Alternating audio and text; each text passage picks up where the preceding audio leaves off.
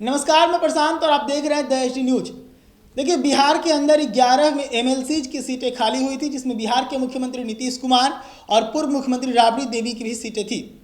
अब ऐसे में इन 11 सीटों पर चुनाव होना है, जिसको लेकर अलग अलग पार्टियों की तरफ से चेहरों को आगे किया जा रहा है। एक नज़र डालते हैं किस किस पार्टी से किस किस चेहरे को आगे किया गया। सबसे पहले नीतीश कुमार चूंकि मुख्यमंत्री हैं और उनको चुनाव में जीतना जरूरी होता है एमएलसी में, क्योंकि उनको मुख्यमंत्री बने रहना है। तो वैसे में नीतीश कुमार तो खुद उतरे ही हैं, उनके साथ उतरे हैं खालिद अनवर, ये दोनों जदयू से उतरे हैं। वहीं जीतन राम मांझी की पार्टी हम सेकुलर से उतरे हैं, जीतन राम मांझी के बेटे संतोष सुमन मांझी। उसके बाद बीजेपी के 3 सीटें खाली हुई है, एक शहनवाज हुसैन की, दूसरे मंगल पांडे की और तीसरे संजय पासवान की। ये 3 सीटें जो खाली हुई है, इन पर अभी बीजेपी की तरफ से कोई भी पत्ता खोला नहीं गया। अब आगे बढ़ते हैं इंडी गठबंधन की तरफ। तो वहाँ पर अगर देखें तो राबड़ी देवी राजद से हैं, पूर्व मुख्यमंत्री रह चुकी हैं। उन्होंने भी इस बार एमएलसी का चुनाव फिर से लड़ने का फैसला किया है।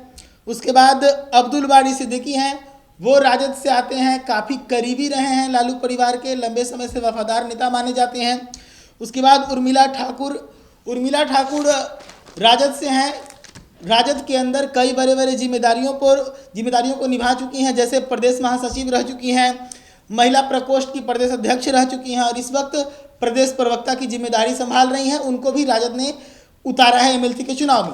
अब अगले कैंडिडेट की तरफ बढ़ें तो वो हैं सैयद फैजल अली भी राजद के नेता रह चुके हैं। और फैजल अली के बारे में आपको बता दूं कि लंबे समय से पार्टी से जुड़े हुए हैं। 2019 में शिवहर से पार्टी के लिए संसदीय की चुनाव भी लड़े, हालांकि वहां पर इनको हार मिल गई थी, लेकिन अब इनको एमएलसी में एक बार फिर से उतारा गया है। और मैं आपको बता दूं कि आखिरी नाम जो है वो राजद से नहीं, सीपीआई एमएल से है। सीपीआई एमएल से शशि यादव को उम्मीदवार बनाया गया। मैंने पहले भी आपको बताया था कि सीपीआई एमएल की तरफ से सर्वसम्मति से शशि यादव को आगे किया गया था और इस बात की जानकारी दीपांकर भट्टाचार्य ने दी थी। हम आपको उसको भी बताए थे कि किस प्रकार से उनका नाम का जो घोषणा है वो किया गया था। अब चलिए एक नज़र डालते हैं कि इसमें से कांग्रेस का नाम क्यों नहीं है। तो मैं आपको बता दूं कि कांग्रेस से अखिलेश प्रसाद सिंह राज्यसभा के लिए मैदान में ऑलरेडी उतर चुके हैं। तो इसके कारण कांग्रेस विधान परिषद से पीछे हटी है और सीपीआईएमएल को मौका दिया गया है। और वैसा ही कुछ देखने को मिला है आपको एनडीए में भी बीजेपी की 4 सीटें थी, लेकिन 4 सीटों में से 3 सीटों पर ही बीजेपी उतरेगी और 1 सीट जो है वो संतोष सुमन मांझी को दे दिया गया है। अब देखिए यहाँ पर कि राजद जो है वो थोड़ा सा जातीय समीकरण जो खेलने का प्रयास करती है। जैसे पहले कहा जाता था कि राजद एमवाई की पार्टी है, तो इस बार तेजस्वी यादव ने जब विश्वास रैली में कहा था, उससे पहले भी कहा था कि राजद एमवाई की नहीं, माई और बाप दोनों की पार्टी है। अब ऐसे में देखते हैं कि माई और बाप का जो समीकरण है वो इस बार तेजस्वी बना पाते हैं कि नहीं। तो देखिए, सबसे पहले अगर बात करें, राबड़ी देवी यादव कैटेगरी से आते हैं, वाई का फुलफिल हो रहा है यहाँ पर। उसके बाद अगर देखा जाए तो शशि यादव सीपीआईएमएल से हैं, लेकिन यादव हैं तो वाई का यहाँ पर भी फुलफिल हो रहा है।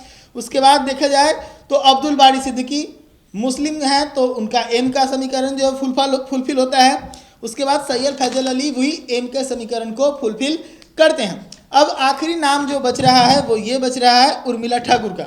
उर्मिला ठाकुर अति पिछड़े से आती हैं, तो जिस बात की बात करते थे तेजस्वी यादव की माई और बाप दोनों की है, तो यहाँ पर माई और बाप दोनों को सामने करने का प्रयास किया गया। इसमें भी एक और चीज़ मैं आपको बता दूं कि 5 जो सीटें इंडी गठबंधन की तरफ से घोषित की गई हैं, 5 चेहरों का जो घोषणा किया गया है, उनमें देखेंगे तो 2 चेहरे हैं, यानी कि महिलाओं पर भी यहाँ पर विश्वास जताया गया है, उर्मिला ठाकुर और राबड़ी देवी। तो ऐसे जो भी खबरें आएंगे हम आपके सामने रखेंगे। तब तक जुड़े रहेगा एचडी न्यूज़ के साथ। धन्यवाद।